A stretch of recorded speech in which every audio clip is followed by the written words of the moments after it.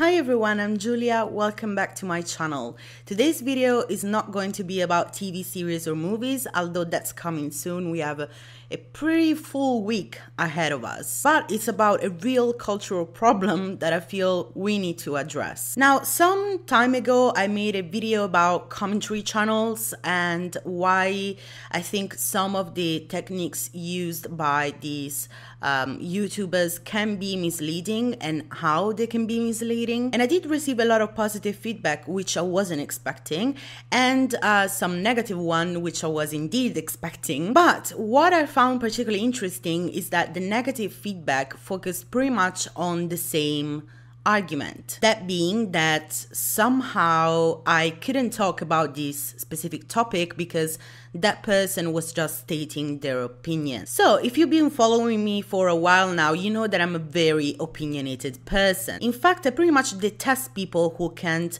make up their minds, because I found out that usually it's just a way to please everyone. It does not bother me if someone says, can we not talk about this anymore? Or if the argument reaches a stalemate because we both lack the information to continue. Or it does not bother me if we end up not agreeing on something, but we both put forward interesting arguments, solid arguments. I may not share that person's view, but I still respect it. The one ending statement that is always fucking irritating, however, is, well, this is just my opinion. After a lot of thinking on this topic, here's where I ended up with. Opinions are not necessarily right, but some opinions can absolutely be wrong. So buckle up, because this is a long video. It will talk about YouTubers, politics, philosophy, and it's meant to piss off a lot of people.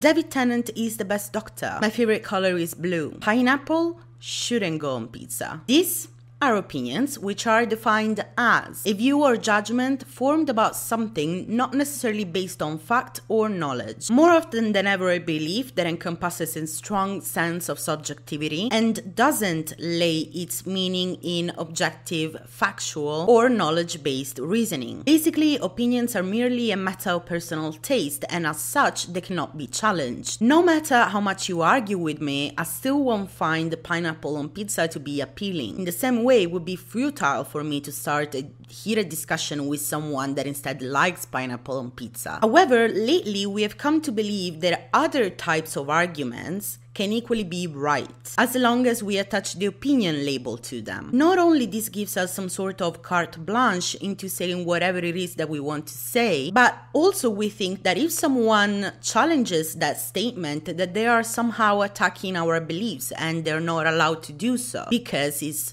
just an opinion. But if we are to take this stance, then it is clear that whereas facts are reality, opinions are our beliefs about that reality. And as such, using the label of opinion is a sort of rhetorical bullet, a way of diverting the attention from evaluating our reasoning behind said belief. Apparently, these opinions span from judging others in the vein of commentary channels on YouTube to teams in politics. Plato distinguished between opinion or belief, called doxa, and knowledge, and that's pretty much the same distinction that I'm suggesting here. You can't really argue about questions of taste or preference. No one cares or is affected in any way if you believe that pineapple should go on pizza, unless you're Italian like me, in which case you care a lot. But you definitely can, as should in the case of faux opinions that either concern most people, that are grounded in scientific or technical expertise, or they are somehow a result of logical reasoning, which can be fallacious. The first instance can cover teams in politics which are often up for debate, but they shouldn't be. If you can't admit the factual existence of systemic racism, for example, your wrong opinion will cause the next number of black people to suffer on a daily basis. The second instance is closely related to what we consider facts, everything that is absolutely verifiable. The third instance is where the argument can become more blurry, and because of this is often taken advantage of. Because far from being strictly black or white, a third possibility arises, that of reasoned judgment, something which isn't necessarily as provable as a fact, but neither something that is taste-related as opinions. We arrive at certain conclusions through reasoned judgment, and the hard work here consists in understanding and analyze whether a specific statement is indeed the result of reasoned judgment or a non-logical opinion masked as one. Think about it this way: I can prove that this pen is in my right hand. That's a fact. I can prefer a black pen. That's an opinion. And I can arrive at the reasoned judgment that stabbing someone with this pen is wrong. That's a moral fact that can be as provable as an actual objective fact, but it's not really an opinion either. In fact, if in this scenario we change this pen with, let's say, a needle or the electric chair, we have the debate about people for or against capital punishment. Is there a way to verify which of the two is the correct position to take, the same way that we can verify that the pen was in my right hand?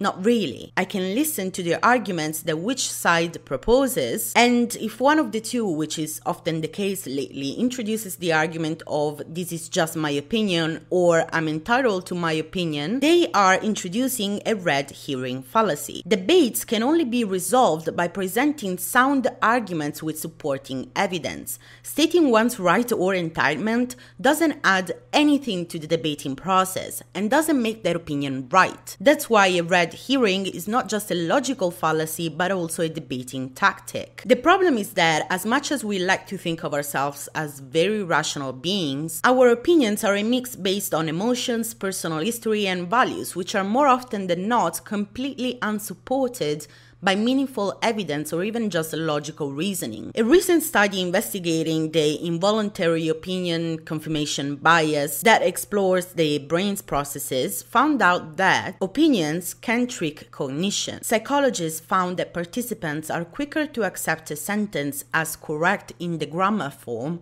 grammar here being something that is indeed factual, when they agreed with the statement they were reading, whereas they were reluctant and much slower to admit the grammar validity of a sentence that didn't agree with their personal opinions. Basically, our brain seems to involuntarily process the factual aspects of opinion statements differently, depending on the extent to which we agree with the points presented. That means that although we may be presented with solid, factual, undisputable truths, we still subject that information through involuntary processes of cognition. Therefore, the way we receive any sort of information is already influenced by the beliefs that we already hold, hence the bias. That's why when someone feels particularly strongly about what they call an opinion and is not taste related, I always try to understand what that opinion is actually based on. If I realize that it's the result of reactive impressions and emotions, I often discard it. You can easily recognize this because the person holding that opinion will often say something involuntarily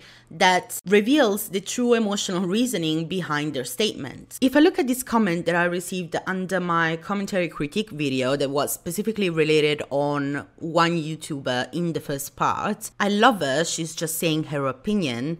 I can tell that that person is so emotionally connected to this YouTuber, as it is often the case when we look at fandom, that she has completely discarded every logical argument that I may have put forward in the video, and at the end of the day she just won't listen to any critique or challenge to her opinion of that YouTuber because she loves her. Some of us are also very good at using this bias to our advantage, politicians being a prime example of this, because fostering the emotions that these fake truths feel like while at the same time presenting opinions as if they were facts, helping confusing our brains further and thus legitimize what we think. I would argue that these mechanics are what allowed someone like Donald Trump to gain a pretty large consensus. One, appeal emotionally to already held opinions on, for example, the dangers of immigration, and two, presenting opinion statements as facts. In this this way, certain corners of YouTube are more similar to politics than we would think. Many Americans found Trump to be authentic because he elicited emotions by voicing sentiments which weren't as brazenly broadcasted before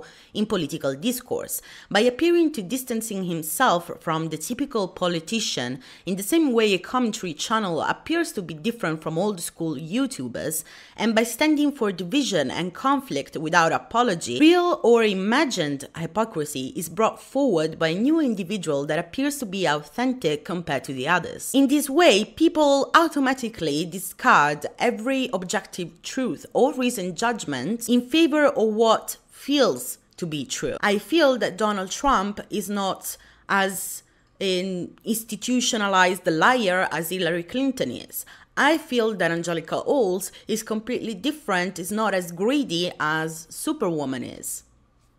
Which brings us back to how opinions are merely beliefs about reality and how simply having one doesn't make it valid. Likewise, opinions can be used as a way to alleviate anyone from responsibility. When someone says something like gay people shouldn't allow to be married, what they're really saying is, I don't want gay people to be married. It is a personal statement that, due to our more progressive views on what is socially acceptable and what isn't, doesn't allow that person to be as openly homophobic as it would have been the case some time ago. So they use the opinion label so that their opinion is not as attackable as it should be. So the common notion that everyone is entitled to an opinion is really just a way most of the time to either avoid responsibility or deflect criticism. When we broadcast an opinion without also expecting and accepting criticism, then we really don't support the whole concept that everyone is entitled to an opinion to begin with. It's a statement that in theory appeals to the ideal of free speech and in reality undermines it. When your opinions are challenged, the option is either to produce a robust reasoning for it or to reconsider